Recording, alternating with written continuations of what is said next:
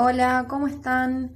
En esta oportunidad lo que vamos a hacer es analizar con el soporte de un PowerPoint la clasificación de las cosas, como para que nos ubiquemos en qué parte de la materia estamos. Nos ubicamos en el eje temático número 4, que habla del objeto de la relación jurídica. Recordemos que el objeto de la relación jurídica es uno de los elementos de la relación jurídica que vamos a analizar. En este caso, veremos que el objeto puede estar compuesto o conformado por los bienes o cosas. En cuanto a la calificación normativa de lo que es el objeto, vamos a ver que está dada por los artículos 15, 16 y 17 del Código Civil y Comercial, que están en el título preliminar. Y lo que nos va a decir es qué puede ser objeto de la relación jurídica. El artículo 15 lo que nos hace es ubicarnos y decirnos qué parte de la realidad va a poder formar parte de este objeto, es decir, sobre qué parte de la realidad van a recaer los derechos y deberes que son el contenido de la relación jurídica. Y lo que nos dice el artículo 15 es que son los bienes que integran el patrimonio de una persona. Luego el artículo 16 lo que hace es definir lo que quiere decir bienes y lo que quiere decir cosas.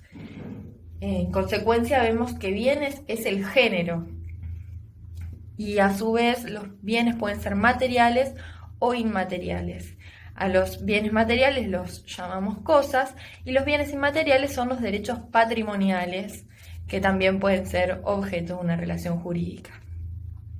Y además lo que hace es establecer como regla general el requisito de la posibilidad o de que sean susceptibles de ser apreciables económicamente, es decir, que tengan un valor del mercado, digamos.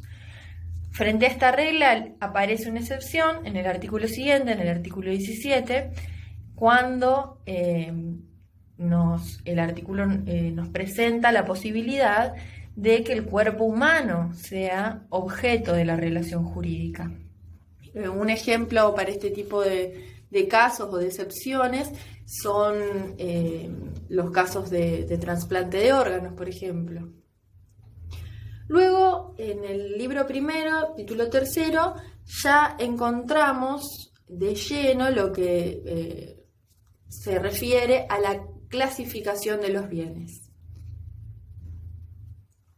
¿Qué hace el código? En una sección utiliza una pauta objetiva de clasificación de las cosas y los bienes, mientras que en la segunda sección utiliza una pauta subjetiva. La pauta objetiva lo que hace es clasificarlo según las cualidades intrínsecas de las cosas, mientras que la pauta subjetiva lo que hace es clasificarla según quién sea su titular. Comenzaremos con la pauta subjetiva, que es más corta, para poder desarrollar mejor luego la pauta objetiva. Según su titular, las cosas pueden ser de dominio público, que sea el caso de aquellas cosas que no pertenecen ni a los administrados ni a los administradores del Estado, sino que están destinadas a su uso público. Un ejemplo puede ser una plaza. Luego están las cosas que son dominio privado del Estado, en donde se aplica el régimen general de la propiedad privada, pero se aplican con la salvedad o teniendo en cuenta esta característica particular de quién es el titular de las cosas, que es justamente el Estado. Entonces, estas cosas, por más que sean de propiedad privada del Estado, tienen la particularidad de estar afectadas al uso público. Podríamos dar como ejemplo cualquier edificio en donde funciona alguna dependencia del Estado, como por ejemplo el edificio en donde funciona la municipalidad. Y finalmente, como categoría abierta y residual, todo lo que no sea de las dos primeras categorías, están los bienes de los particulares. Respecto a esto, hay un punto del programa que se pregunta o que estudia que sobre las cosas y los bienes en relación a los derechos de incidencia colectiva. Frente a esto, lo que nosotros hacemos es remitirnos a lo que habíamos hablado en su momento sobre el contenido de la relación jurídica, que habla de los intereses jurídicamente protegidos y demás, y habíamos hecho una clasificación doctrinaria que completaba la que nos ofrecía el Código Civil y Comercial en el artículo 14, que solamente distingue entre derechos individuales y de incidencia colectiva. Frente a esto, el artículo 43 de la Constitución Nacional nos trae otra clasificación o una ampliación de esta clasificación en donde distingue como derechos de incidencia colectiva dos clases además. Los derechos individuales homogéneos, en donde la legitimación sigue siendo individual, pero el interés es homogéneo.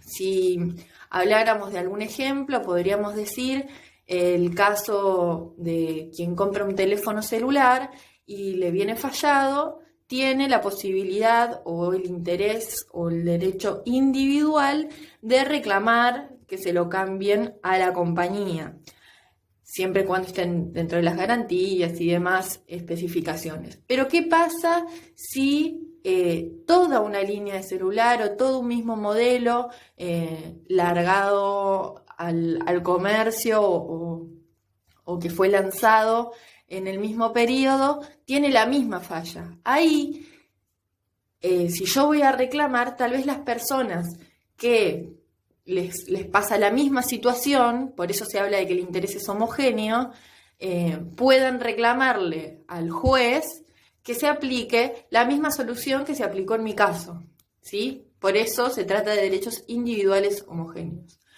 Y por último, los derechos colectivos son derechos que recaen sobre bienes que son de todos y no son de nadie, por decirlo de alguna forma, en donde el interés es colectivo y puede estar representado por de manera difusa, es decir, puede recaer en cabeza de distintos individuos que forman un mismo colectivo, o puede estar representado por asociaciones, o incluso puede estar representado por el defensor del pueblo.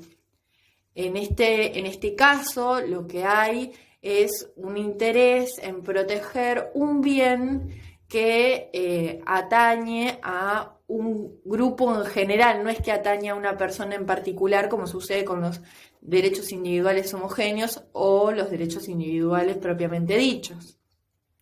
Bien, bueno, con esto terminamos la clasificación según la pauta subjetiva, es decir, según quién sea el titular de las cosas. Pasamos a la clasificación según la pauta objetiva.